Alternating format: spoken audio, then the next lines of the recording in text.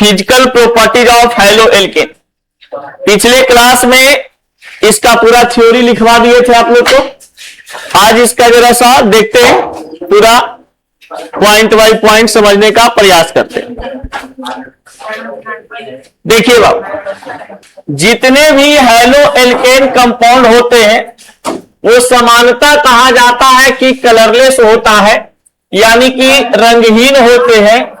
और रंगहीन के साथ साथ कहा जाता है कि इनके पास एक मीठी गंध होती है। एक कैसा गंध होता है? मीठी गंध होती है।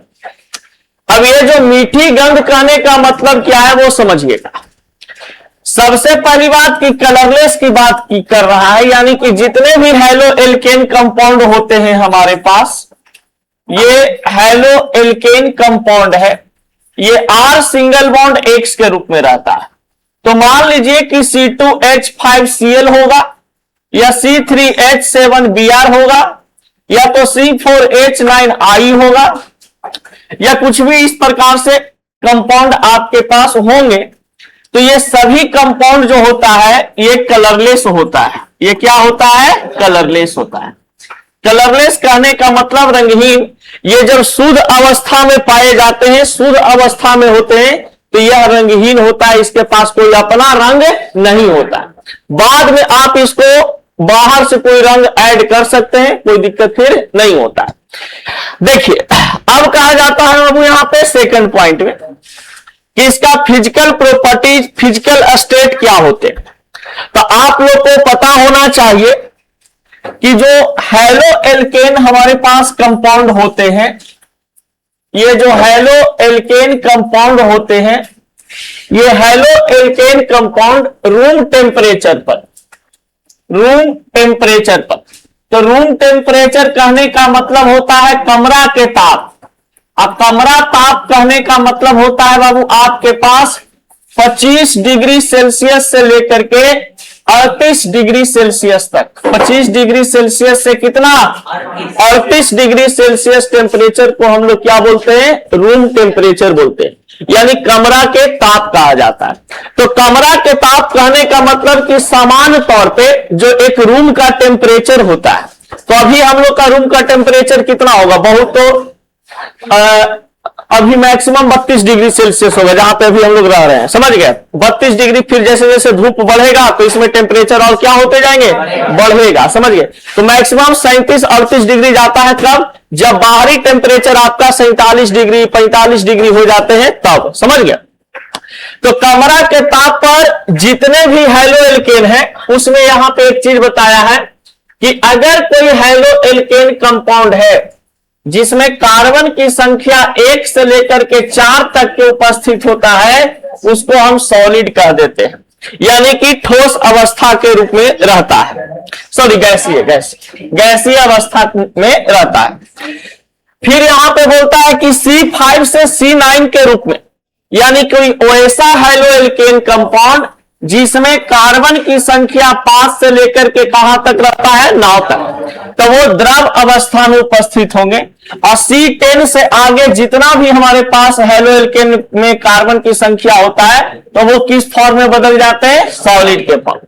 अब यहां पे आप लोग बताओ कि C2H5Cl हमारे पास है, ये कौन सा स्टेट में एग्जिस्ट करेगा?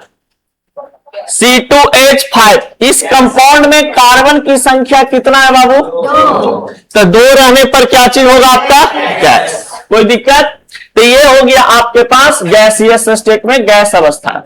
अगर मान लिया जाए कि यहां पे हम कह दें कि C8H17Br दिया हुआ है, तो ये आपके पास जो ब्रोमो ऑक्टेन है कि ब्रोमो ऑक्टेन किस अवस्था में पाए जाएंगे? तो ब्रोमो ऑक्टेन, कार्बन की संख्या इस कंपाउंड में कितना दिया हुआ है? 8 दिया हुआ है, C8। तो C8 किसके बीच में आवेगा? C5 से C9 के बीच में C8 आवेगा। इसका मतलब ये किस फॉर्म में एग्जिस्ट करेगा? लिक्विड के फॉर्म। अब यहां पर कोई कंपाउंड ऐसे दे दे C12H25I आयोडीन, तो आप बताइए कि C12 तो 12 है, तो 10 से आगे जितना होता है कौन सा अवस्था में? Solid state. कोई दिक्कत है यहां तक? समझ में आ गया? कि C1 से C4 तक किस अवस्था में, C5 से C9 तक, C10 से आगे, बोलोगे तब नहीं याद होगा। C1 से C4, C5 से C9, C10 से आगे सॉल्व। अब देखिए यहां पर अब आता है नेक्स्ट पॉइंट में सॉल्युबिलिटी। तीसरा नंबर पॉइंट सॉल्युबिलिटी को समझिएगा कि सॉल्युबिलिटी क्या बोलता है। चालू है। सॉल्युबिलिटी कहने का मतलब क्या है, गौर से सुनते जाइए, यहां पे आप लोग बात करिएगा तो समझ में नहीं आएगा, ठीक ना। देखो बाबू, जब भी बात करता है सॉल्युबिलिटी का, सॉल्युबिलिटी को हम लोग हिंदी में विलेयता कहते हैं। क्या कहते हैं, विलेयता कहते हैं। अब ये जो विलेयता होता है, हाँ हेलो, हाँ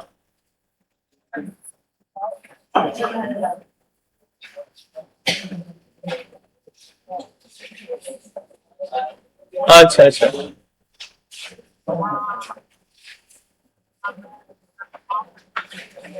अच्छा अच्छा, हाँ अच्छा,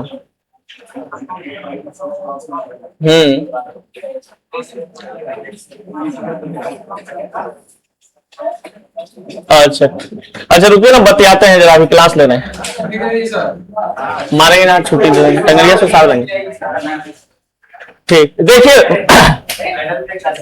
यहां पर सॉल्युबिलिटी का मतलब होता है विलेयता।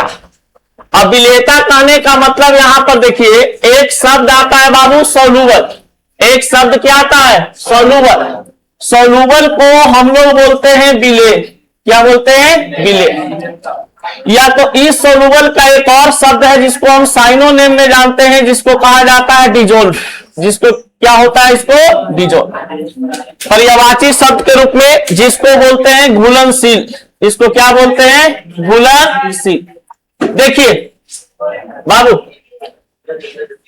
घुलनशील कहने का मतलब है कि आपके पास जो हैलो एल्केन कंपाउंड होता है, जो हैलो एल्केन कंपाउंड होते हैं, ये हैलो एल्केन जो कंपाउंड आपके पास है, ये पहले ही बता दिया गया है कि वाटर में डिजोल्व नहीं होते। वाटर में डिजोल्व नहीं होते, तो भैया ये घुलनशील किस में होता है, तो घुलेगा आपके पास कार्बनिक कंपाउंड में। किसमें घुलेगा, कार्बनिक कंपाउंड। कार्बनिक कंपाउंड में घुलेगा। फिर आपके पास ये कार्बोनिल कंपाउंड में घुलेगा। कार्बोनिल कंपाउंड में घुलेगा। फिर आपके पास बेंजीन कंपाउंड होते हैं, उसमें डिजोल्व होगा, तो ये हो जाता है बेंजीन कंपाउंड, उसमें डिजोल्व होता है। तो कार्बनिक compound, carbonyl compound, benzene compound, ये सभी कंपाउंड में डिजोल्व होते हैं। और इन सॉल्युबल की अगर हम बात करते हैं, यानी कि अविलय, तो अविलय किस में होता है, तो अविलय होता है ये जल में। अविलय किस में होता है, जल में। जल को हम लोग क्या बोलते हैं, वाटर। अब समझो, अगर कोई हैलो एल्केन कंपाउंड है और वो हैलो एल्केन कंपाउंड जो आपके पास होता है, अगर हम कहें कि इनसॉल्युबल किस में होते हैं, यानी कि जिसमें नहीं घुलता है, तब पानी में नहीं घुलता है। तब पानी में इसलिए नहीं घुलता है कि आपका जो हैलो एल्केन कंपाउंड होते हैं, उसमें हम लोग कोवैलेंट बॉन्ड की उपस्थिति देखते हैं, यानी कि इसमें CX बॉन्ड की उपस्थिति होता है। कौन सा बॉन्ड होता है, CX बॉन्ड। और ये वाटर में किस प्रकार का बॉन्ड होता है, हाइड्रोजन। जल में किस प्रकार का बंधन, हाइड्रोजन। तो बताइए, ये एक मजबूत बंधन है और ये कमजोर बंधन है, तो मजबूत वाला का ब्याह कमजोर वाला के साथ होगा, नहीं होगा। इसका मतलब क्या हुआ कि इसके साथ ये अविलय हो जाते हैं, जल में नहीं घुलता है। लेकिन जब बात किया जाता है हैलो एल्केन कंपाउंड का, तो हैलो एल्केन कंपाउंड कार्बनिक compound, carbonyl compound, benzene compound, aromatic compound, या तो सीधा सीधी अपना भाषा में कहिए तैलीय पदार्थ जो भी होगा, चिकना पदार्थ जो भी होगा, उसमें ये घुल जाता है। उसमें ये क्या होता है, घुल जाता है। अब बताइए, तो ये सभी जो चिकना पदार्थ होते हैं इसमें भी पाया जाता है कौन सा बॉन्ड? कोवैलेंट बॉन्ड पाया जाता है, एल्कीन के फॉर्म में एग्जिस्ट होते हैं। तो बताइए डबल बॉन्ड बनता है तो ये भी तो एक प्रकार का डबल बॉन्ड क्या बनाता है? कोवैलेंट बॉन्ड बनाता है। तो कोवैलेंट बॉन्ड मजबूत बंधन होने के कारण ये आपस में दोनों क्या हो जाते हैं? टूट जाते हैं, क्योंकि समान डेंसिटी होता है। इस प्रकार से दोनों अपने आप में क्या हो जाते हैं? घुल जाते हैं।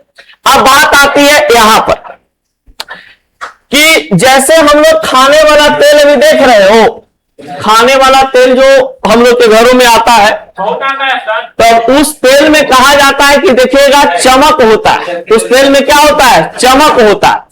और जब शुद्ध सरसों का तेल आप पेरवाते हैं तो उसमें उतना चमक नहीं होता है। तो जो आर्टिफिशियल या तो फिर जो कंपनी के द्वारा तेल बन के हम लोग के बीच में आ रहा है, ये राइस ब्राउन ऑयल होता है। ये राइस ब्राउन ऑयल होता है, यानी कि ये चावल पे भूसा से तैयार किया जाता है। क्या चीज? ये वाला तेल।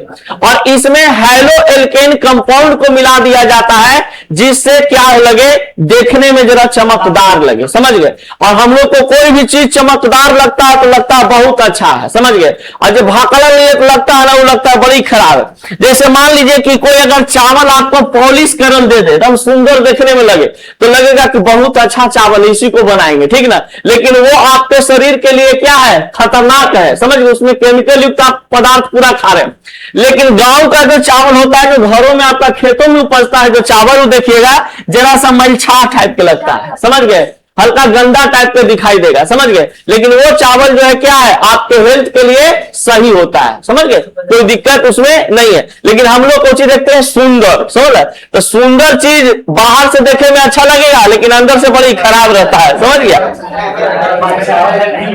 ये बात चावल के लिए नहीं है। चलिए अब आते हैं आगे। अब सुनो, अरे आप सुनो पहले गौर से। तब बताओ हैलो एल्केन कंपाउंड किसमें घुलता है और किसमें नहीं घुलता है? जल में। और किसमें घुलता है? कार्बनिक compound, carbonyl compound, benzene compound. अब क्वेश्चन यहां से आता है आपके पास कि हैलो एल्केन जल में अविलय होते हैं क्यों? क्वेश्चन आपका आएगा इसे, हैलो एल्केन कंपाउंड जल में अविलय होते हैं क्यों? तो कैसे लिखोगे इसको?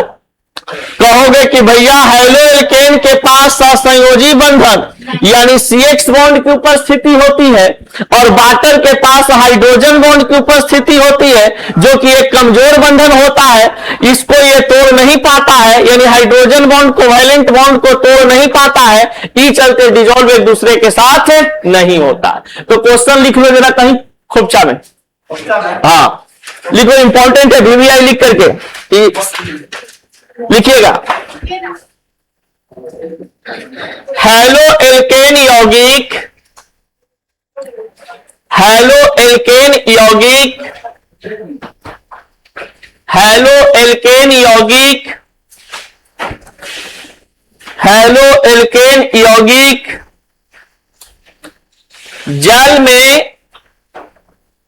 जल में अविलय होते हैं क्यों? जल में अविलय होते हैं क्यों? जल में अविलय होते हैं क्यों? इंग्लिश में लिखिएगा। Haloalkane compounds are, haloalkane compounds are insoluble in water. Halo alkane compounds are insoluble in water. Halo alkane compounds are insoluble in water. Why? WHY. और वहां पे मान लीजिएगा ईशान का साइन।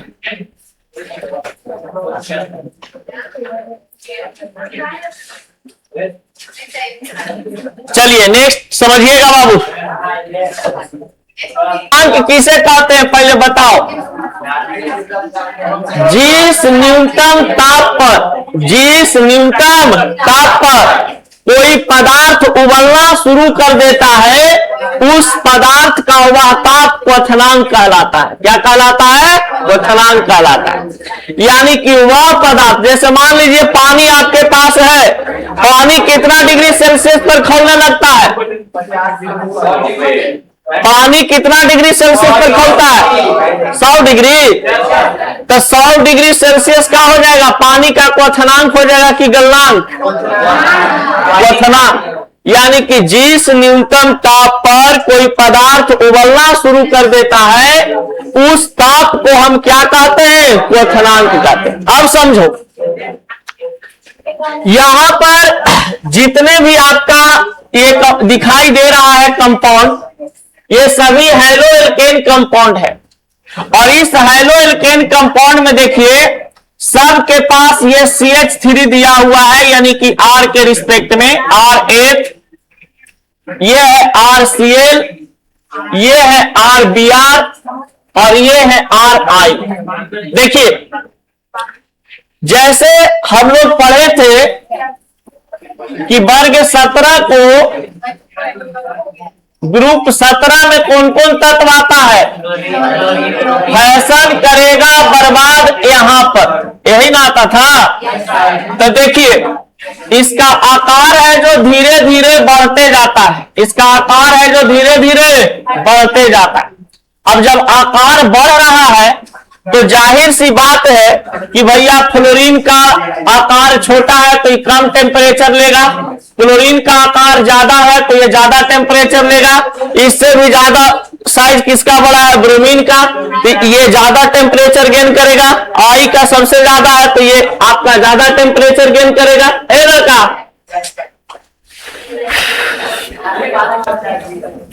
अब बताइए कि CH3F है, Cl है, Bri है, तो बताइए कि इसका आकार इससे छोटा, इससे छोटा, इससे छोटा, ये धीरे धीरे बढ़ रहा है। तो बताइए कि सबसे ज्यादा टेम्परेचर किसको देना पड़ेगा? आई को। यानी सबसे ज्यादा यहां पर इस रूप में दिखाया गया है कि इसके अपेक्षा इसका बॉइलिंग पॉइंट कम है, इसके अपेक्षा इसका बॉइलिंग पॉइंट कम है, इसके अपेक्षा इसका बॉइलिंग पॉइंट कम है। यानी फ्लोरीन का बॉइलिंग पॉइंट जो होता है एकदम लो होता है। फ्लोरीन का बॉइलिंग पॉइंट क्या होता है? लो होता है। और आयोडीन का बॉइलिंग पॉइंट क्या होते हैं? हाई होता है। आयोडीन का बॉइलिंग पॉइंट क्या होता है? हाई होता है। अब एक बात बताइए, क्वथनांक हाई होगा।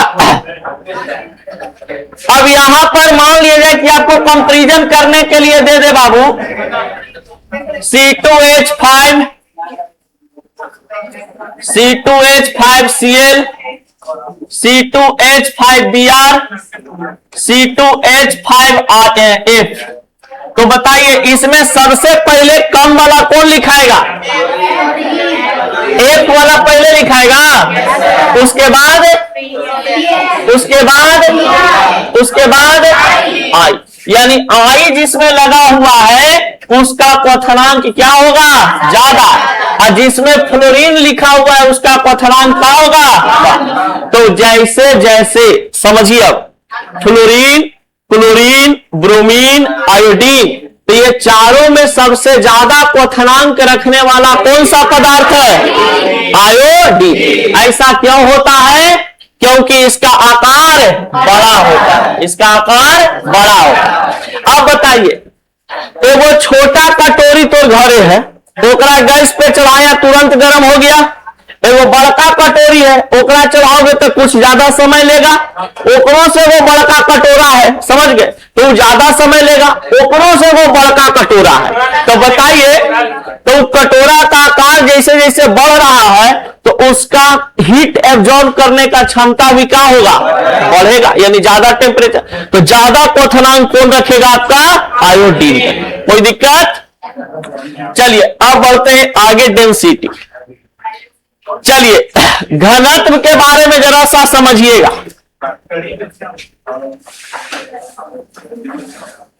घनत्व क्या होता है इसके बारे में जरा सा समझिए। एक बात बताओ कि जब हम पानी में सुई को डालते हैं सुई, अरे जो सीए वाला गेंदरा उंदरा नहीं होता है तो वो तुरंत पनिया में डूब जाता है, लेकिन उतना बड़का वो नाव जो होता है वो पनिया में तैरते काहे रह जाता है? आकार बड़ा है, आकार का घनत्व ज्यादा होता है, समझ गए? घनत्व क्या होता है? ज्यादा होता है। तो बताइए जिसका घनत्व कम होगा वो पानी में क्या होता है? डूब जाता है, और जिसका पानी कम होगा तो कम होगा ऊपरे रहेगा का चीज पूरा एकदम बढ़िया से अति रहेगा, तैरते रहेगा नहीं।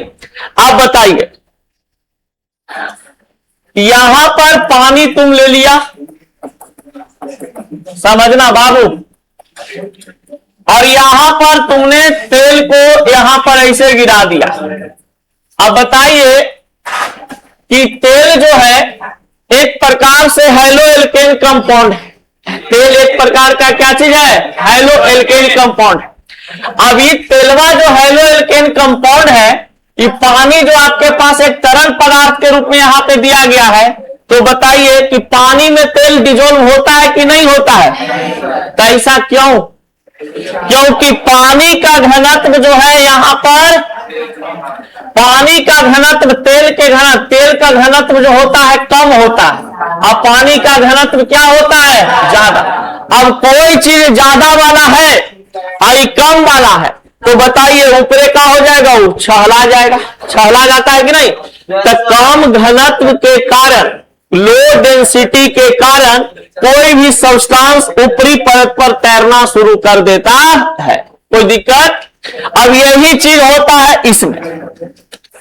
हाँ पानी में न तैरने लगता है। हाँ, तो घनत्व उसका भी कम है। चलिए अब देखिए हैलो एल्केन का कुछ डेंसिटी यहां पे दिया गया है। बाबू ध्यान से पढ़ो रे, सब क्वेश्चन आता है बेहुदा तुम लोग। C3H7Cl का डेंसिटी कितना होता है? 0.8। ClBrI, देखिए एक बात यहां पे कंपैरिजन करिए, इस C3H7 सब में बराबर आ रहा है, लेकिन डिफरेंट है कौन वाला? ClBr और I, यानी कि ClBr और I जो है ये डेंसिटी का आधार बता रहा है। तो जिस कंपाउंड में मान लिया जाए कि Cl लगा हुआ है तो उसका 0.89 ग्राम प्रति ml है, ब्रोमीन का 1.33 ग्राम प्रति ml है, I का 1.474 ग्राम ml है, इसका अच्छा 1.747 ग्राम ml है पर ml है। इसका मतलब यह हुआ कि क्लोरीन का जो डेंसिटी होता है इस फॉर्म में एग्जिस्ट करता है, ब्रोमीन का इस फॉर्म में, और आपका आयोडीन का इस फॉर्म। तो सबसे ज्यादा डेंसिटी किसका हो जाएगा? Cl का कि Br का कि I का? तो जिधर ज्यादा बड़ा रहता है उन्हें बड़का मुंह वाला ठेल लेते हैं।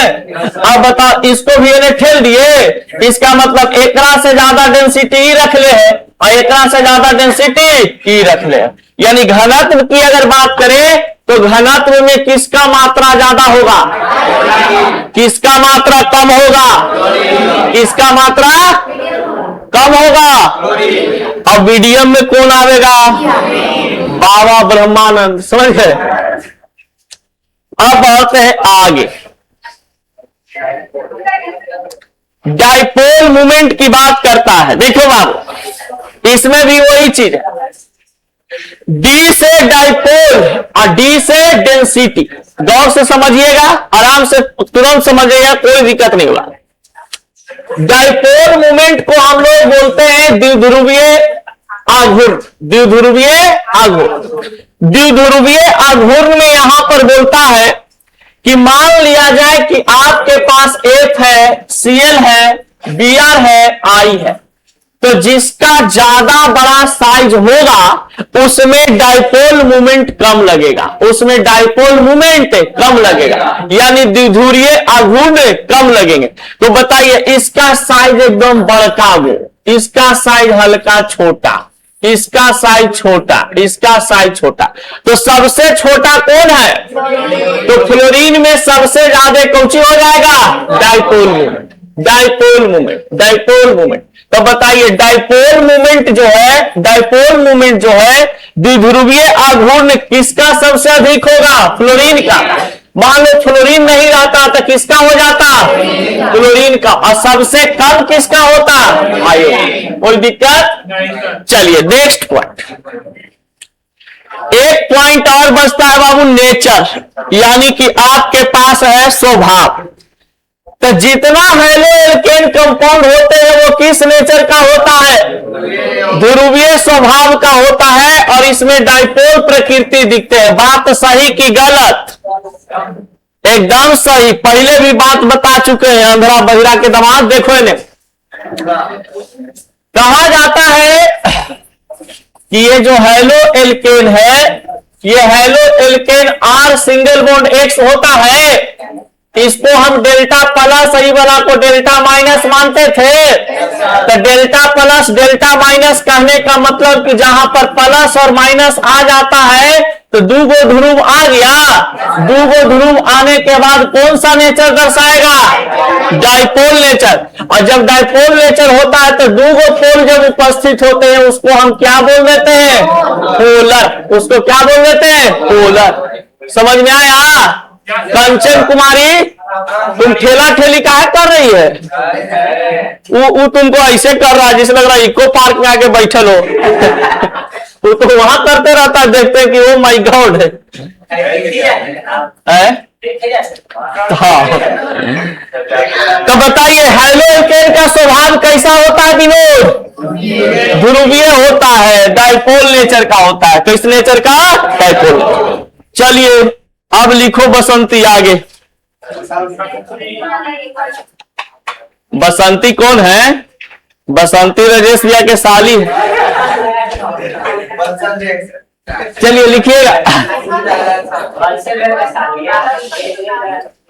बसंती कौन है बता रहे?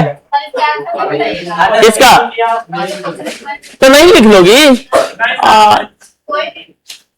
वो क्वेश्चन का आंसर नहीं लिखोगे? लिख लो तो, लिखो हाँ लिखिए।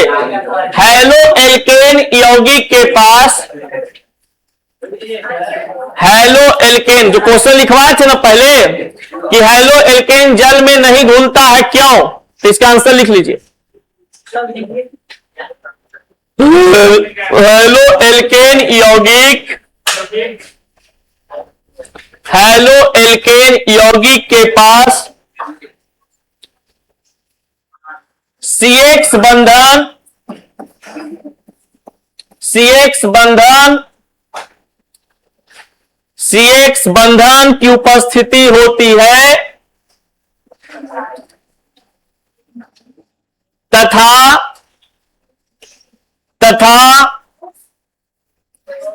जल में, तथा जल में हाइड्रोजन बंधन की उपस्थिति होती है, हाइड्रोजन बंधन की उपस्थिति होती है, हाइड्रोजन बंधन की उपस्थिति होती है, जो कि यह एक प्रकार का, जो कि यह एक प्रकार का कमजोर बंधन होता है, कमजोर बंधन होता है।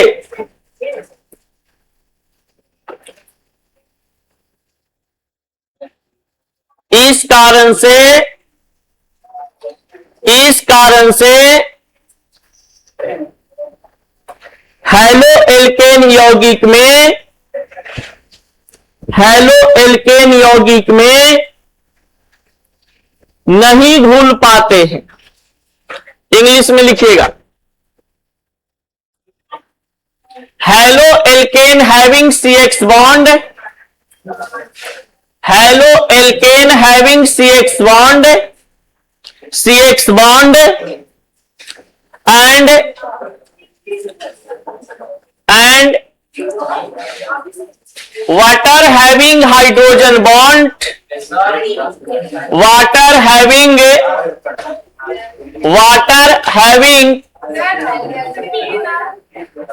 Haloalkane compounds having CX bond, पिटाएगी, CX bond and water having hydrogen weak bond, weak कमजोर, weak bond hydrogen weak bond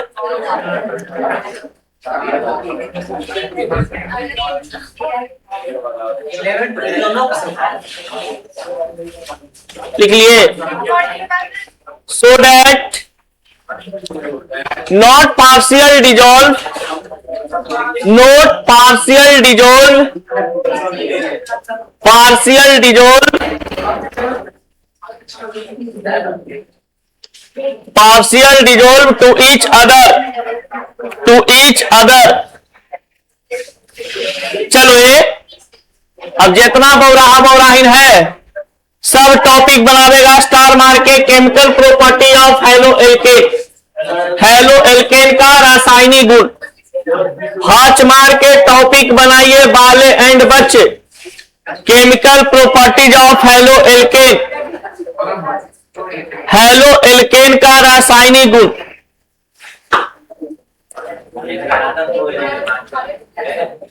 लिखिए,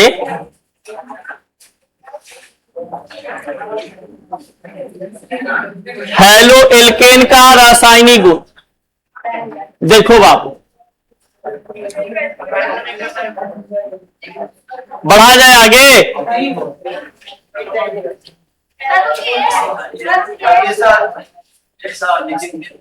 टीका लिखल chemical reaction of halo alkane, halo alkane की रासायनिक अभिक्रिया या रासायनिक गुण। एकदम ये लोग आज फतगोबर नियत पढ़ रहा है, एकदम फतगोबर नियत कहाँ पढ़ रही हो तुम लोग जी? एकदम जैसे ना लगता है कि कोई के घर में बियाह शादी था, चल गए तो ले एकदम ओसमात लगल ना, वैसे एकदम पहले लग रहा है जैसे ना कि एकदम का बोले इस के लग रहा है मेहरारू मर गई है। अरे मेहरारू मर गई तो आप खुश रहो कि दूसरा बियाह होगा।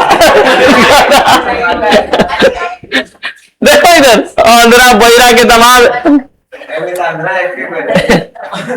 यहाँ पे बोलता है कि जब हेलो एल्केन को, ध्यान दो बाबू, कि जब हेलो एल्केन को जलीय पोटेशियम हाइड्रा ऑक्साइड के साथ अभिक्रिया कराते हैं तो क्या बनता है? अल्कोहल और पोटेशियम हाइड्राइड। चलो एक बार बोलो तो जरा फिर से बाले बच्चे। जब हेलो एल्केन को, जब हेलो एल्केन को पोटेशियम हाइड्रा ऑक्साइड के साथ अभिक्रिया कराते हैं तो अल्कोहल यौगिक तथा पोटेशियम हाइलाइड बनता है। जब हेलो एल्केन को पोटेशियम हाइड्रा ऑक्साइड के साथ अभिक्रिया कराते हैं तो अल्कोहल यौगिक तथा पोटेशियम हाइलाइड बनता है। देखिए एन, हाँ अब बताओ, मान लिया जाए बाबू कि कोई आपके पास हेलो एल्केन कंपाउंड है और ये हेलो एल्केन कंपाउंड किसके साथ अभिक्रिया कर रहा है? Potassium hydra oxide, potassium hydra oxide. आप बताइए ये मिल करके कौन सी बनाता है? नया यौगिक R single bond OH। R single bond OH को हम लोग अल्कोहल कंपाउंड बोलते हैं। अब प्लस KX का मतलब होता है पोटेशियम हाइलाइड। पोटेशियम K से पोटेशियम और X से हाइलाइड। एक से ध्यान दीजिएगा बाल एंड बच्चे, हेलो एल्केन का सूत्र R सिंगल बॉन्ड H होता है, पोटेशियम का KOH हो जाएगा। अब ध्यान दो, अरे ध्यान दो न रे बाबू, बताओ किसी भी कंपाउंड में आगे वाला और पीछे वाला, बगलवा में और कंपाउंड रहती है, प्लस और ई वाला। अब देखो युद्ध शुरू हो चुका है, नहीं कहा जाता है ई घर में एगो प्लस माइनस, एगो बगलवो में वो घरवा में प्लस माइनस, एक प्लसवा के साथ कौन माइनसवा चल गया जी, तो बताइए यहाँ पर कौची बना दिया। अब देखिए ई निगेटिव और पॉजिटिव, तो ई प्लसवा केकरा साथ आ जाएगा। अब बताइए KX चलाया, यानी सब बाबू प्लस माइनस का खेल है। क्या चीज है, प्लस माइनस। तो किसी भी कंपाउंड में जैसे मान लो ये R है, ये X है, एगो बगल वाला घर है, एगो एकरो में है, तो ई है R, ई है X, ई है K, ई है OH। तो ई वाला इसके साथ, ई वाला इसके साथ रिएक्ट करके एक नया कंपाउंड बना दिया, इसको हम क्या बोलेंगे, अल्कोहल कंपाउंड। चलिए जल्दी इसको उतारिए तो अपने, chloro butane plus potassium hydra oxide, potassium hydra oxide. पहले के लइकन देखना एकदम मजबूत होता था, आज के लइकन एकदम फुल कुमारा हो रहा है। काहे रीजन है, तनी सु गिर रहा है तो माए बाप के परान निकल जा रहा है। पहले के गार्जियन था उठा के बाजार मारता था, रोता था, तो ये तो लड़कन बढ़िया रहता था। और अभी क्या हो गया, तुरंत एकदम फुल कुमारा जैसा, लड़की फुल कुमारी नहीं है। कमर को छोड़ा होगा तो मार के दम ऊपर से नीचे पूरा बढ़िया कर देगा होगा। Chlorobutane plus potassium hydra oxide है, रिएक्शन बनाओ तो जरा सब लोग। क्लोरोब्यूटेन का फॉर्मूला क्या होगा,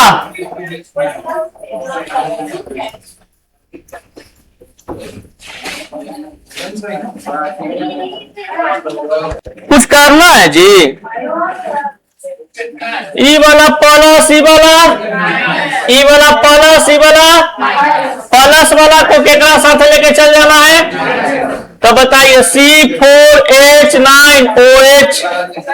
प्लस, ई किसके साथ आ जाएगा, इसके साथ। क्या बन गया, कैसे। आप सुनो, C4H9OH को यहां पर क्या बोलेंगे,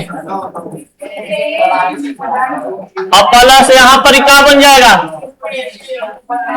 क्लोराइड, पोटेशियम क्लोराइड। कोई दिक्कत, काला दांत नहीं खोल रहा है, ऐसे करके दांत ऐसे करेगा ना तो फिर मौगे तो ना तो पूछ दे तू उधर के।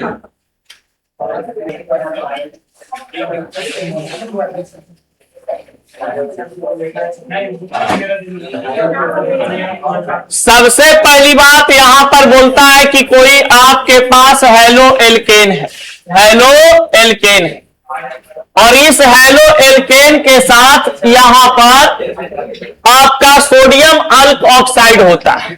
अभिषेक, अंकित, समीर, सोडियम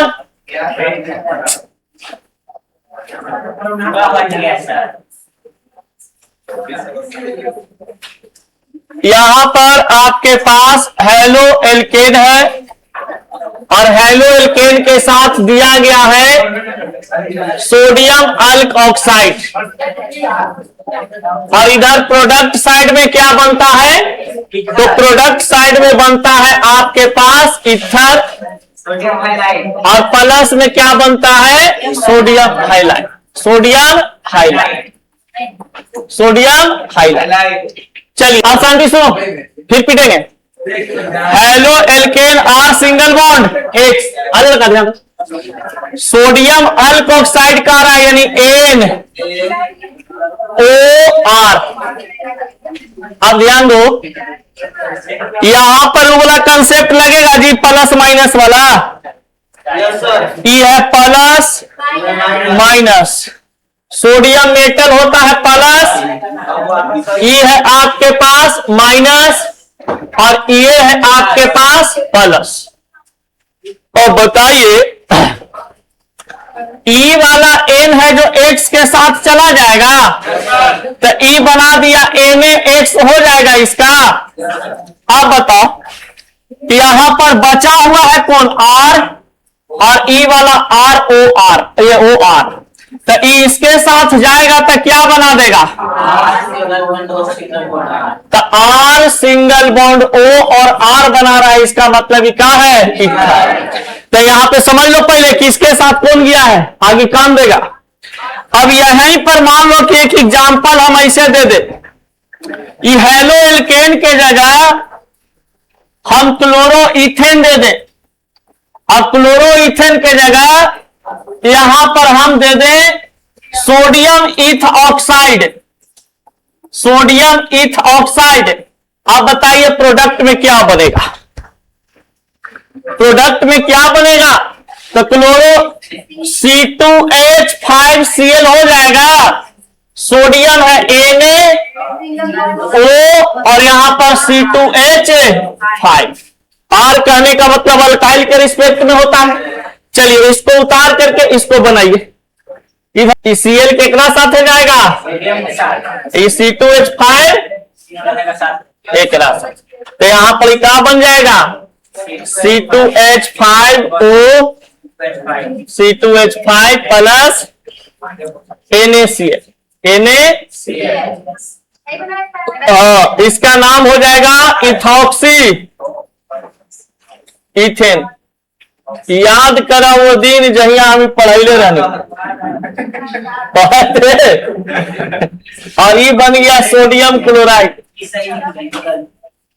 अरे नहीं पढ़ाए थे, इथॉक्सी में एक तरफ है जो वो चलाता है सर, इसको गाना ही ज्यादा नहीं आए। अच्छा बन गया, किसका, इसका ऊपर वाला, ई वाला देखा बाबू हमर C2H5 और C2H5 है लिखल, तो एगो ऑक्सीजन के साथ कोई एगो एने वाला को हैंडल ले लीजिए, नहीं तो ओने वाला कोई एगो। बताइए कि O के साथ आया है, एरर का ध्यान दो, तो C2H5 यानी कि C2 को क्या बोलते हैं, और ऑक्सीजन के लिए कहा गया, इसका क्रियाक्रम आप कर दिए। अब बच गया सिंगल बॉन्ड C2H5 ना, तो इसको इथेन लिख दिए, कोई दिक्कत। अब मान लो कि ऐसे रहता बाबू CH3O CH3, तब कैसे नाम लिखती, हाँ कोई एक हो, ऑक्सीजन दोनों तरफ बराबर है ना, है तो एक तरफ ऑक्सीजन ले लीजिए, एक तरफ सिंगल बॉन्ड, तो इसका हो गया नाम क्या चीज, मिथऑक्सी, और इसका नाम हो गया कौन सी, मीथेन, इसका नाम हो गया मीथेन। CH3 सिंगल बॉन्ड रहता था तो क्या बोलते थे, मीथेन बोलते थे ना, मिथॉक्सी मीथ। कोई दिक्कत है यहाँ तक, तो अलग अलग रहेगा, तो अल्फाबेटिकल कार्बन की संख्या जिधर कम रहता है उसके साथ ऑक्सीजन को ऐड कर दो। चलिए आज भर इतना ही, मिलते हैं नेक्स्ट क्लास।